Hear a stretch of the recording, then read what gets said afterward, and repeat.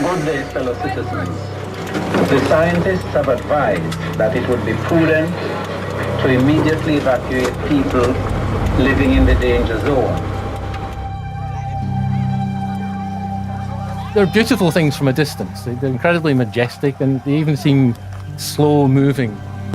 But when you start to understand them, you see the immense power of them. I don't think I ever realized how fast they were going. It all just looked so slow and graceful. Baja quemando todo lo que encuentra a su paso. Boulders and ash and fire coming down a mountainside. Just couldn't outrun it. People got caught in it. In seconds, they were gone.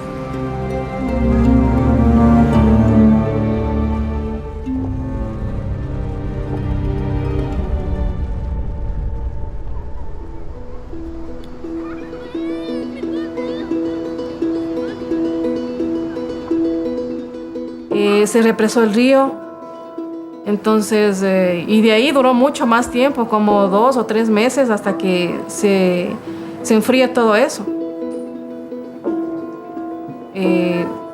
Hubo un vapor ardiente, entonces eso fue lo que mató a las personas que murieron aquí. También se perdió casa, se perdió animales. Incluso hay 2 personas que no se les ha encontrado hasta ahora desde que fallecieron. Fue algo impactante porque nosotros nunca antes habíamos visto eso. Lo que nosotros observamos desde aquí del observatorio y desde lugares cercanos es como una nube que baja muy rápidamente flancos hacia abajo. Estas principalmente casi siempre bajan por lo que son las quebradas. Pero en el caso del Tungurahua, en las quebradas y cerca de las quebradas tenemos poblaciones. La vegetación que hay al filo de la quebrada se quema todo.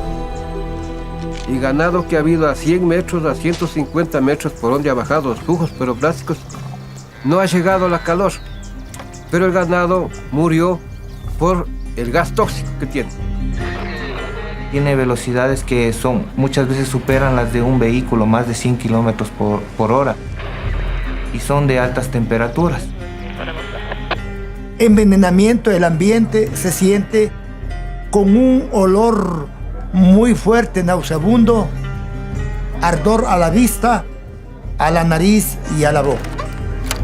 Hay peligro que tenemos que evitar, y si es que podemos evitar, podemos salir para que nuestros hijos y nosotros mismos estemos bien, hay que salir.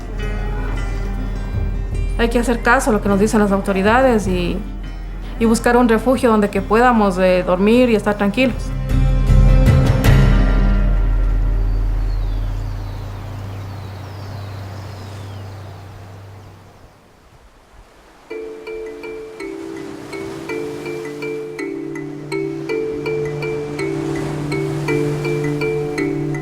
You couldn't see one part of Plymouth to the next because of the ravines and the hills. This time, when you went into Plymouth, you can see all the way up to the Soufrier Hills. Every building in sight, with the exception of 1 or 2, are covered. Where we are just now, the buildings are still mainly standing because the flows slowed down by the time they got here. But further up, all the buildings have been totally destroyed. It happened at night, so we didn't actually see the flows enter Plymouth. What we saw were the fires. There were explosions from the tanks because there was still fuel in the tanks. The pyroclastic flow would come down those rivers and go straight out on the sea. And can you imagine the pyroclastic flow going on the sea and keep going? It's actually like a hovercraft, and then it all seems to sink into the water, and the water is boiling around it. The sea is not going to stop it. From a distance, it just looked graceful and beautiful. And I wouldn't have missed it for the world. Just to see them coming down the mountain and billowing and billowing and billowing. And you think, oh, wow, where's that one going? And we thought, perhaps we shouldn't be here.